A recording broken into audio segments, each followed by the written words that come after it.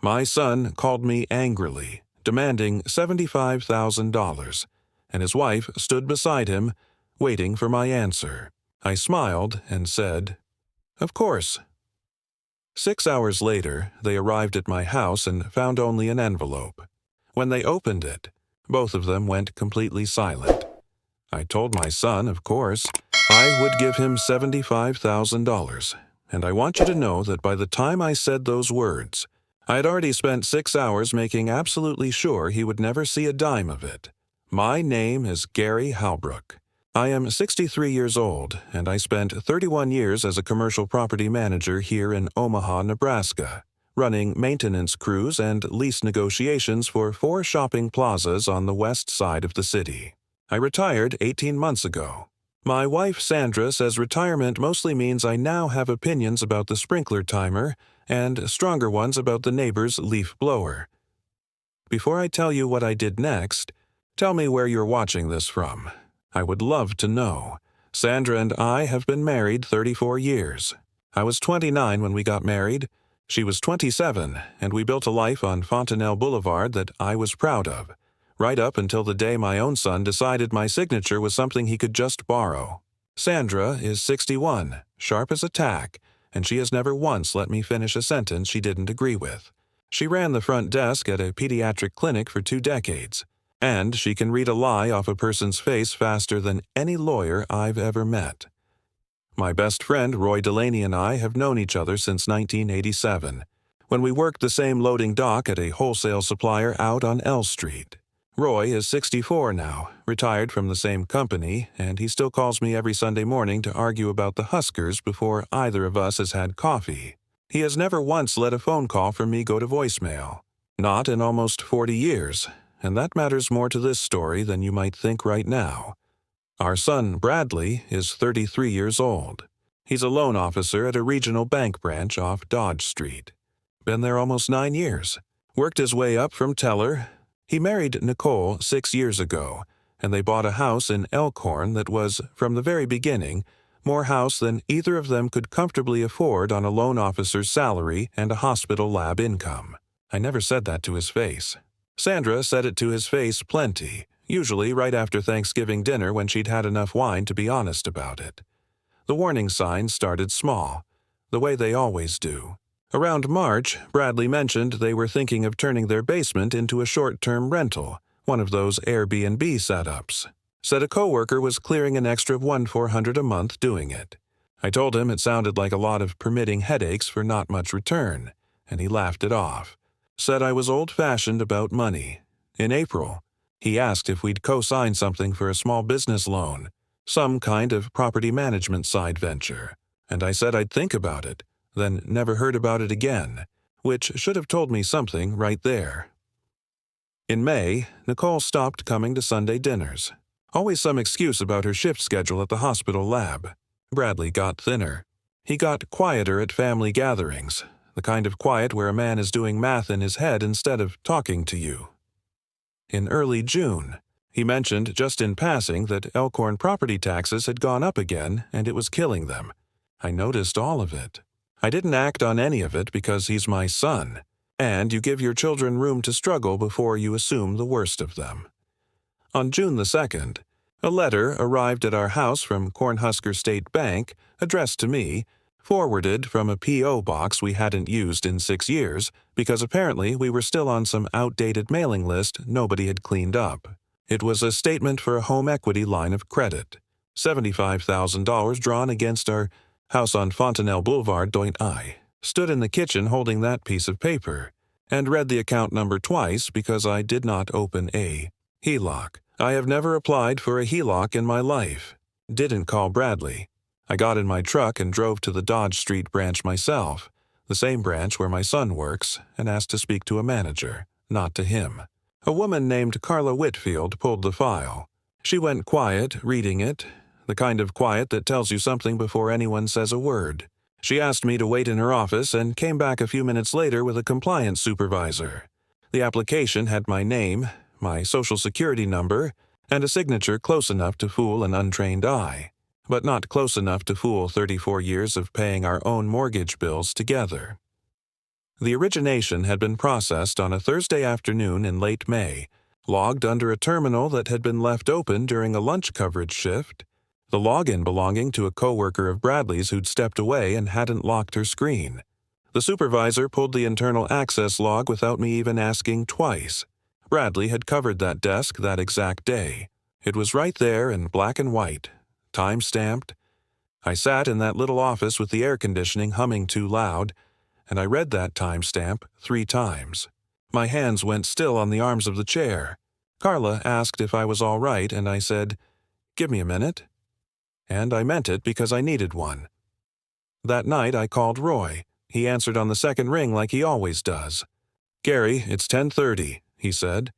"Somebody die?" "Worse," I said. Bradley forged my signature on a home equity loan for $75,000 against my house. There was a long silence. Then Roy said, "Say that again, slower." I said it again, slower. Roy exhaled hard. "Gary," he said, "I love that boy. I watched him grow up. I taught him to drive stick in my own driveway, but you cannot let this slide just because he's your son. If you handle this quiet and forgive it quiet, he learns nothing, and Sandra loses her house right along with you." "I know," I said. "You need a lawyer before you need a father," Roy said. "That's the hard truth of it. Call one tomorrow morning first thing." I hung up feeling lighter, the way you always do after Roy tells you something true instead of something comfortable. Here's a question for you before we go any further. If your own child forged your signature on your house, what would you do? Would you protect them, or would you protect yourself? The next morning, I called Denise Calloway, a lawyer Roy had used for his own small business years back. Denise is direct, dry, and does not waste a single word on comfort you haven't earned. She listened to the whole thing without interrupting once, then said, "Gary, this is forgery, and it's also bank fraud because the instrument passed through a federally insured institution. We are not talking about a family dispute anymore. We are talking about real criminal exposure for him." "I don't want him in prison," I said. "I want the house protected, and I want this stopped." Denise said, "Then we do it in the right order and we do it fast. First, we file a fraud dispute with the bank's back office to freeze and void the account before another dollar moves. Second, we file a police report, because if we don't, the bank's own fraud investigators will start wondering whether you're covering for him, and that puts you in a worse legal position than him.